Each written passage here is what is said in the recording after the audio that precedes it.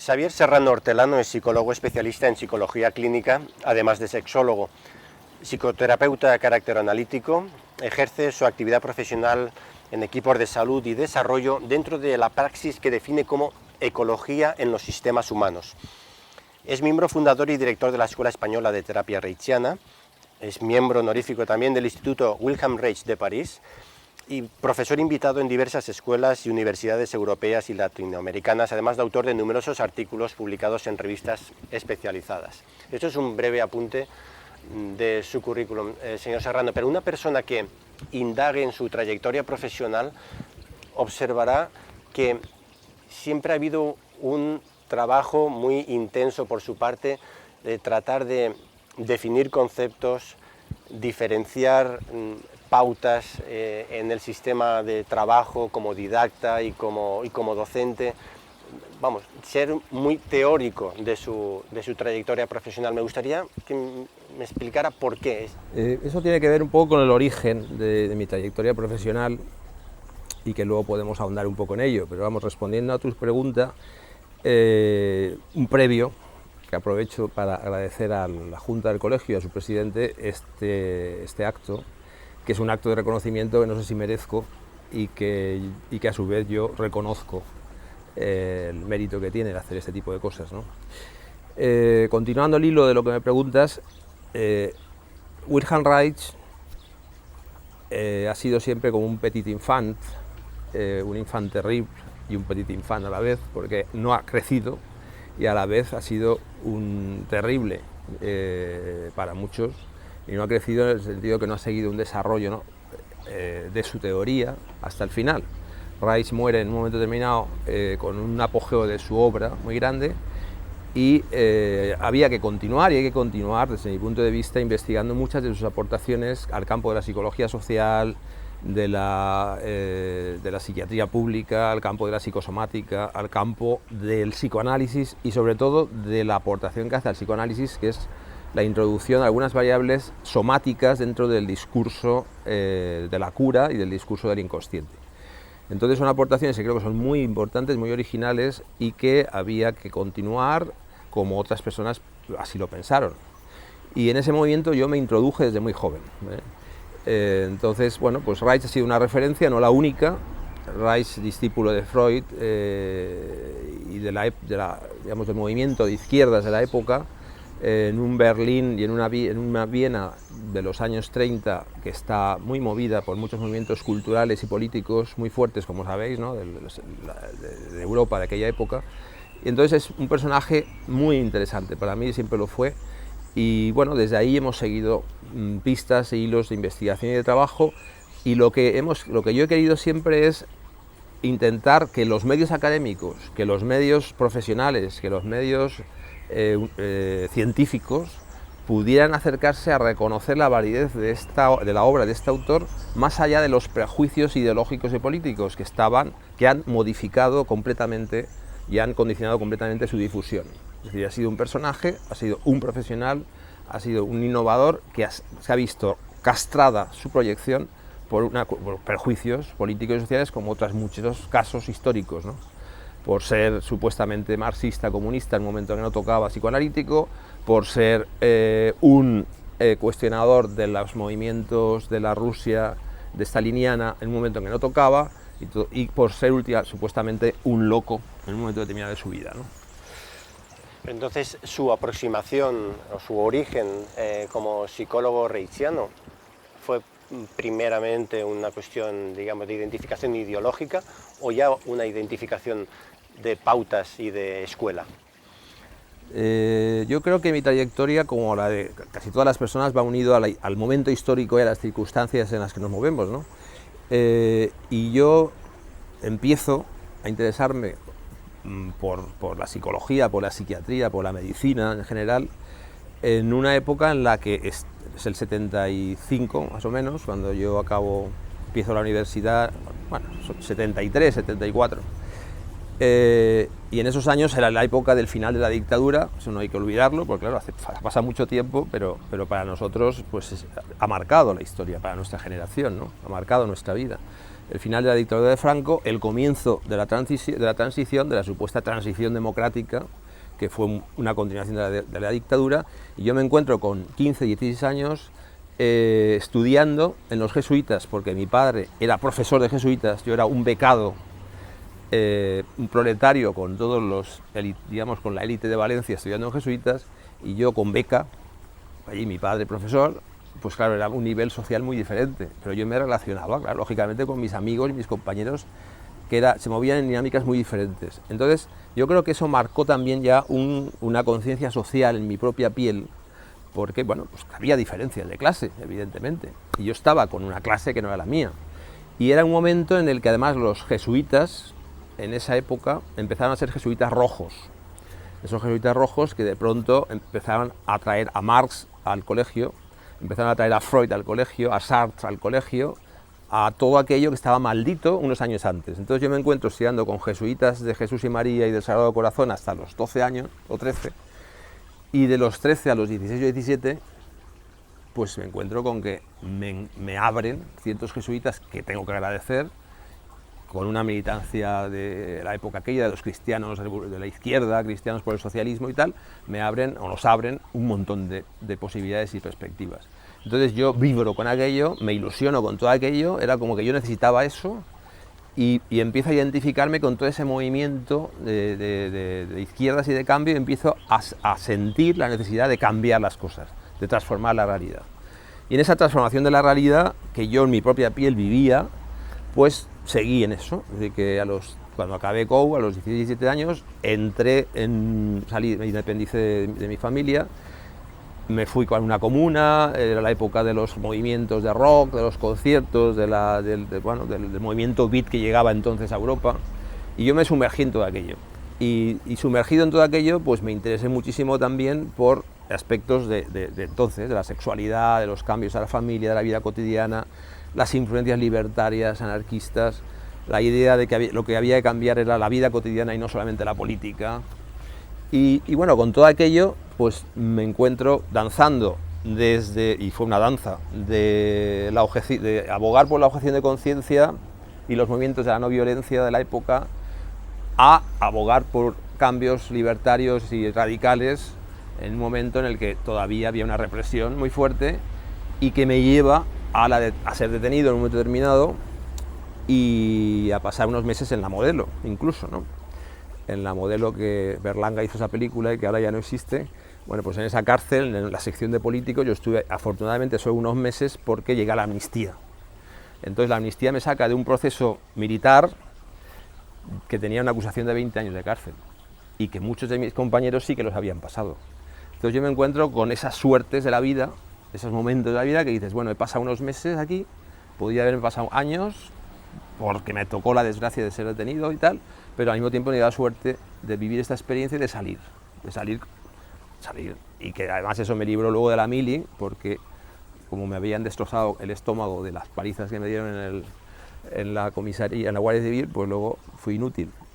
Entonces, claro, todas estas cosas yo las viví en mi piel, y lo que era la necesidad de cambiar ciertas cosas, y desde ahí descubro que hay una serie de profesionales de la psicología, de la psiquiatría, de la salud, que introducen el discurso político en su profesión, el discurso social en su profesión, y que tienen una proyección social en su profesión.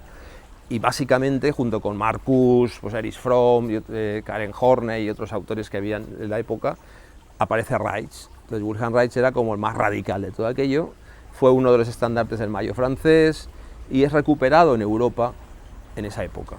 Y en España llegaban sus libros a través de Ruedo Ibérico, clandestinamente, y yo empiezo a leer sus libros realmente en la cárcel, estudiando tercero de Filosofía y Ciencias de la Educación, que era el momento de elegir en aquella época si estudiar luego Psicología, Pedagogía, había varias ramas. Entonces en ese momento, estudiando allí, leyendo allí en la cárcel libros de Reich y tal, me identifiqué y decidí seguir ese camino, esa trayectoria, decir, no, yo quiero ser un profesional de la salud que participe con su trabajo en el cambio social, y que con mi vida y mi trabajo participemos en el cambio social. Entonces esa era mi posición, y desde ahí partí. Por eso hubo esa identificación tan fuerte con el discurso de este personaje y de su movimiento. La fidelidad a la escuela reichiana ha sido constante en su trabajo profesional. No ha habido necesidad de tener que revisar conceptos que venían de alguna manera marcados por una coyuntura político-social de este psicólogo y que 50, 60, 70 años después se vive de otra manera. Evidentemente, es decir, una de las cosas que él mismo planteaba, Reich, entre otras cosas, él insistía mucho en que los cambios sociales influían, determinaban las estructuras psicológicas. Los movimientos sociales determinaban las estructuras caracteriales y por lo tanto las conductas cronificadas, culturales de las personas. Y él mismo decía, dentro de X años, de 50, 60 años, habrá que investigar nuevas formas de incorporación de herramientas psicológicas que permitan trabajar con esas nuevas estructuras psicológicas. Y esa ha sido también una línea de investigación que yo he participado junto con, siempre en equipo, porque a mí siempre me ha gustado trabajar en equipo. Yo tengo que reconocer que yo no he hecho nunca nada aislado, sino siempre con las personas que hemos estado juntos trabajando. Y en esa línea de investigación nos hemos encontrado, por ejemplo, con que, junto con otros psicoanalistas que también lo han comentado en su momento, surgía una estructura psicológica nueva que veíamos en el diván, que veíamos en las consultas y que vemos en la sociedad. Es, por ejemplo, pues la susodicha, el dicho término de borderline o fronterizo, que es sinónimo de narcisismo llevado un poco a ultranza, ¿no? Es decir, la sociedad narcisística en la que vivimos cada vez más aislada o más separada de lo real, más ficticia, más imaginaria, más consumista, más virtual, es el reflejo de una estructura psicológica que vamos teniendo cada vez más las personas que vivimos en esa sociedad, y a su vez esa estructura conductual y caracterial mantiene ese estado social.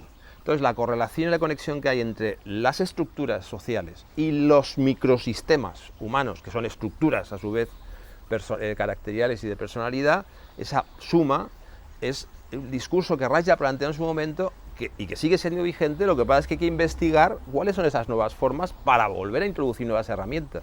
No se puede trabajar igual, y eso es algo que también han visto los psicoanalistas, no se pueden trabajar igual como trabajaba Freud con las histéricas del principios del siglo XX, que con las personas que hay ahora sufriendo, que en el fondo creo que somos todos, con problemas muy diversos y muy dispares, que no tienen nada que ver con aquello. Ese cambio exige otra forma de aplicar. No significa que cambie la sistemática o las leyes de referencia, pero esas leyes hay que aplicarlas. Y en esa aplicación es donde nosotros hemos ido investigando, tanto en el campo clínico como en el campo de la prevención, que es otra aportación importantísima de Reich a la psicología, y que nosotros nos identificamos plenamente, que es la idea de que el profesional de la salud no se puede quedar solo en la supuesta cura del individuo, sino en erradicar las causas que llevan a la patología del individuo, porque si nosotros estamos conociendo cuáles son esas causas, porque las vemos en nuestras consultas, que no solamente son causas del momento, no solamente es porque una persona se queda en paro, o porque una persona se le muere un familiar.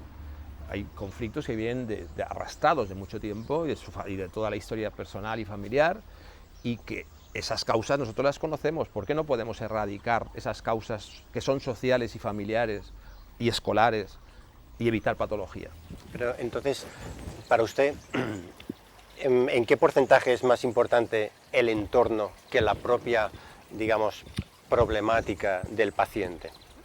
Es que para mí van unidos, es decir, es un todo. Yo no puedo aislar un rasgo de conducta. Yo no puedo, como ocurre desde otras perspectivas, ¿no? Decir, a ver, este adolescente es agresivo, pega a su madre. Entonces vamos a hacer que deje de pegar.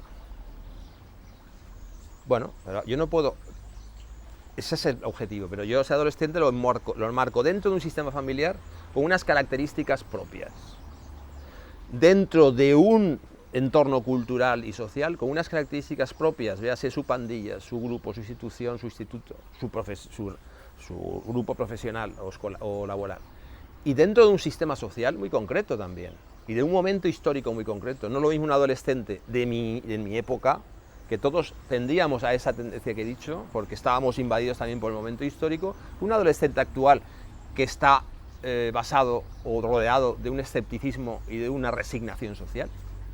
Entonces, claro, si realmente queremos ser holísticos y objetivos y tener en cuenta a la persona que está sufriendo eso o que está haciendo sufrir esa agresión a su madre, tenemos que ver todo ese entorno para poder acercarnos de una manera pues, humana a ese problema y no solamente querer convertirnos en mecánicos de la conducta que queramos cambiar como un coche, un mecanismo que teóricamente no funciona, porque para ser mecánicos ya existen los fármacos. Los psicólogos, los psicoterapeutas tenemos una posibilidad de modificar esa perspectiva, decir a la psiquiatría psicofarmacológica y a los profesionales de la salud en general, atención, porque los rasgos sociales, las influencias y los condicionantes económicos, laborales, políticos, están determinando patologías. Es esa quizás la mayor aportación de la escuela reichiana según su manera de Esa es básicamente la mayor aportación al campo de la psicología y la psicoterapia, porque ahí hablamos de una posición profesional, hablamos de un compromiso y hablamos también de una conexión entre lo que es el trabajo clínico, dentro ya de la psicología clínica, que es en la que nos estamos hablando, del trabajo clínico y de la intervención preventiva y psicosocial. Es decir, la intervención psicosocial tampoco puede ir desligada del conocimiento clínico, porque si nosotros hacemos una psicología social, una intervención psicosocial, sin tener en cuenta variables tan importantes que vienen de la clínica profunda, psicoanalítica, psicoterapéutica, como es el inconsciente o el inconsciente colectivo, o las influencias de ciertas tendencias caracteriales como es la sumisión frente al poder de liderazgo y por lo tanto la sociedad jerarquizada, son aspectos subjetivos y caracteriales. Si no tenemos en cuenta esos mecanismos psicológicos, tampoco podemos hacer una práctica de psicología social, desde mi punto de vista, evidentemente, radical y funcional, ¿no? Entonces, esa es la aportación principal. La otra, específicamente ya técnica, es muy simple, es decir, el cuerpo no solamente es la palabra, no solamente es lo cognitivo, no solamente el sistema cortical, y el sufrimiento está implícito en el cuerpo, no solamente en el sistema cortical, no solamente en la conducta a través del sistema cognitivo.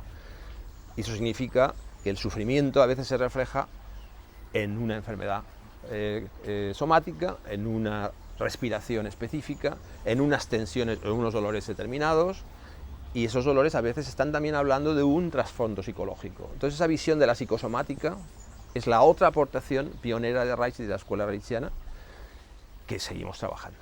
¿La terapia reichiana es válida para cualquier sintomatología?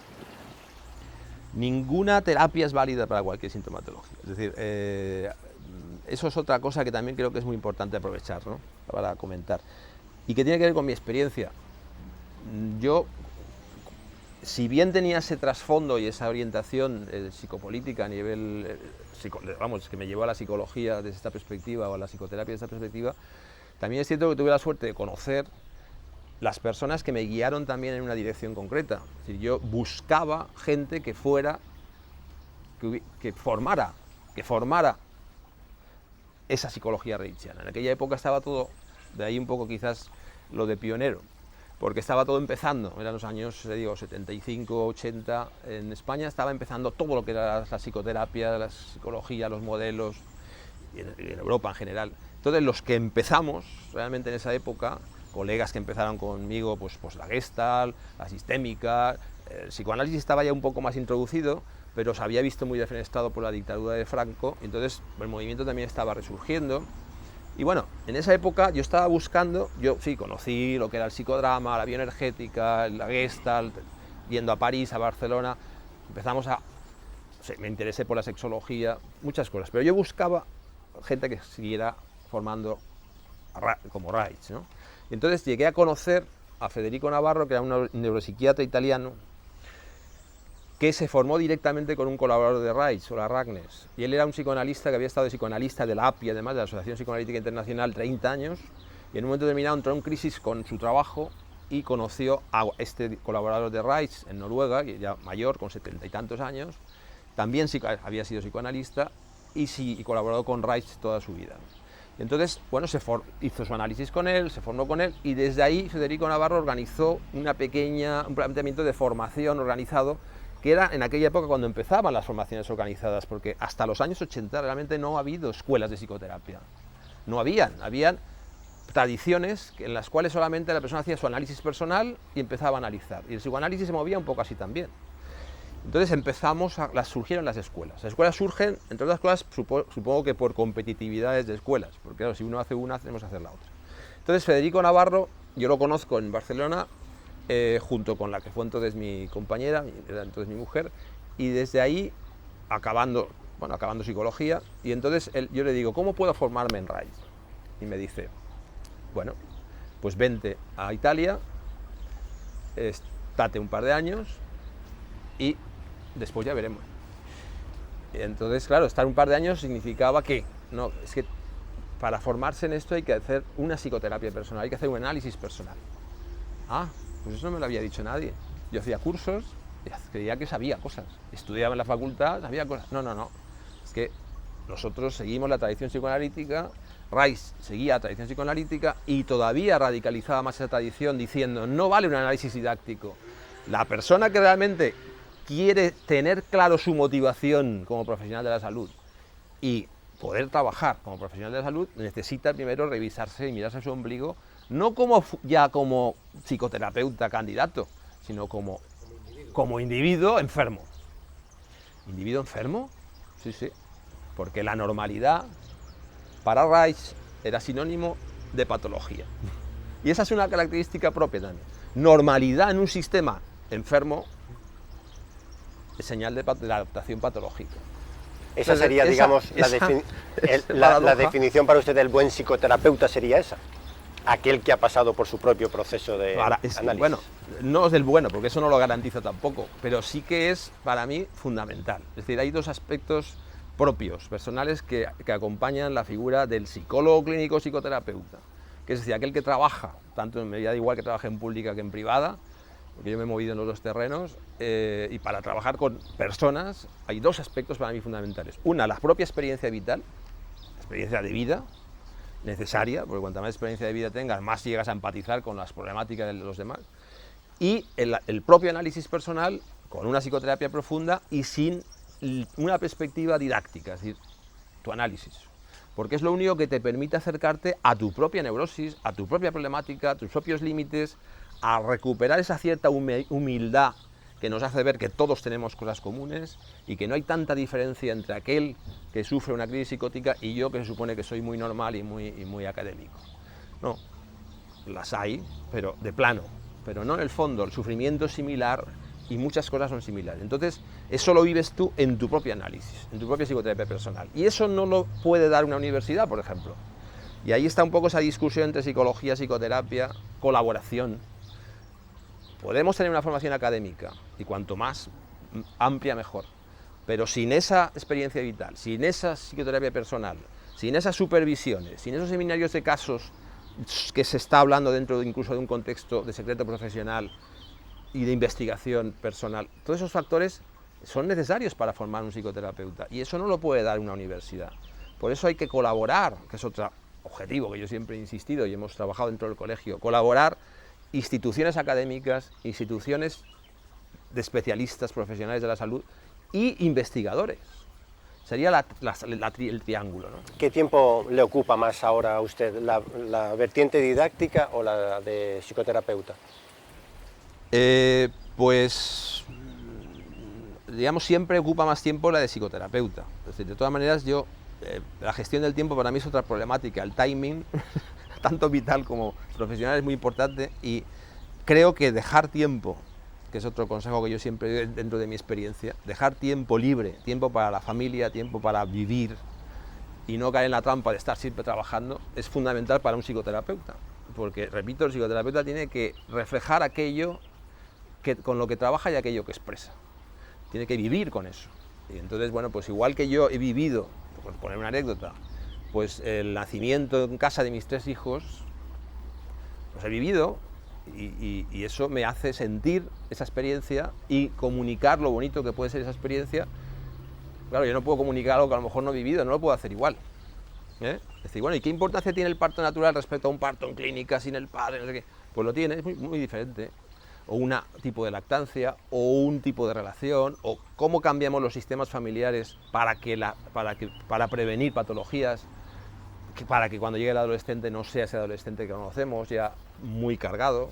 Entonces, todas esas cosas es lo que nos induce a plantear esa perspectiva de la ecología de sistemas humanos, que es la idea de que la psicología, la psicoterapia, tiene que estar inmersa en la perspectiva de la influencia de los ecosistemas sociales y más sociales más amplios y más ecosistemas más próximos a lo cotidiano, ¿no? A fecha de hoy, entonces, ¿cree usted que RAGE ya está puesto en valor allá donde usted creía que debería estar? No, en absoluto. Es decir, no hemos conseguido casi nada.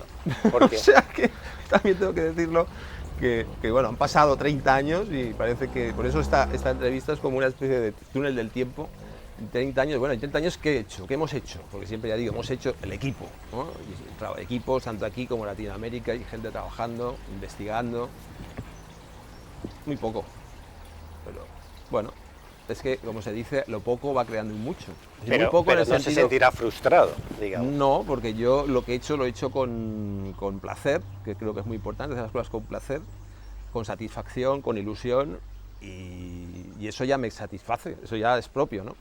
Y sigo teniendo una esperanza. ¿Y por qué hemos conseguido poco? Pues porque realmente uno de los objetivos, que es el de que pueda llegar este discurso a la universidad, a los ciudadanos, que puedan realmente tomarse medidas sociales, que pueda haber una toma de conciencia política incluso, pues es todo muy lento y es muy, bueno, pues es muy duro porque chocas con intereses muy variopintos que están muy creados y con modelos muy rígidos, ¿no?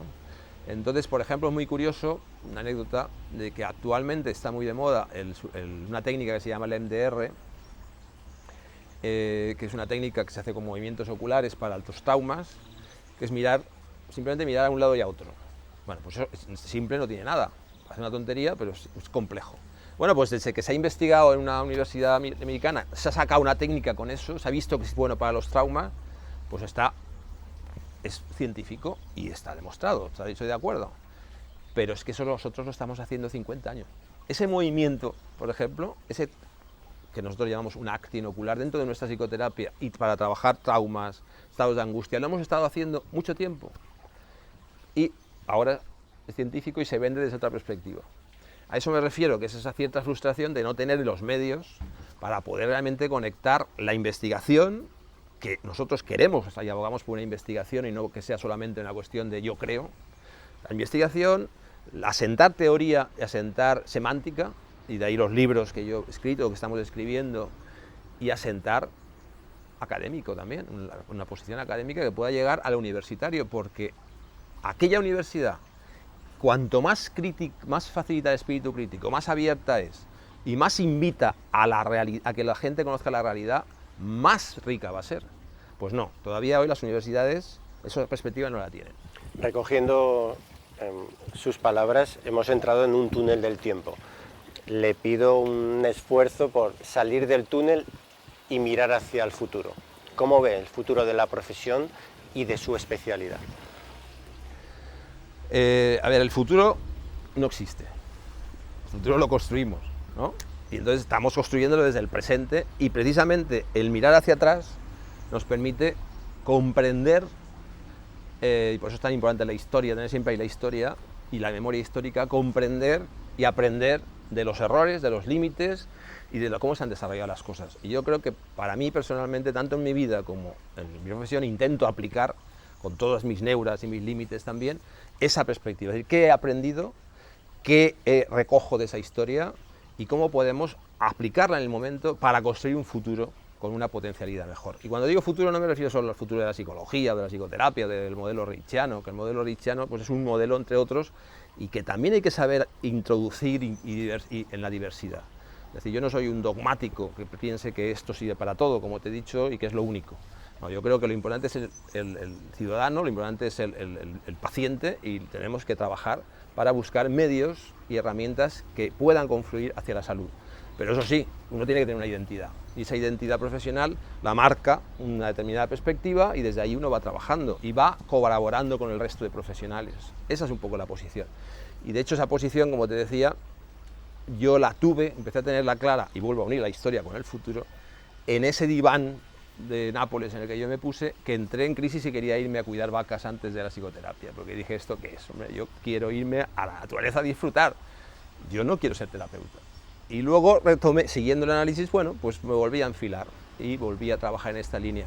Quiero decir que nosotros, antes que nada, somos personas que tenemos que vibrar con la vida y con la realidad, y desde ahí, pues lo que vamos aprendiendo, aplicarlo a nuestro oficio y a nuestra profesión, pero siempre conectándolo con nuestra vida personal y con nuestra vida social. Señor Serrano, muchas gracias por sus palabras. A ti, a vosotros.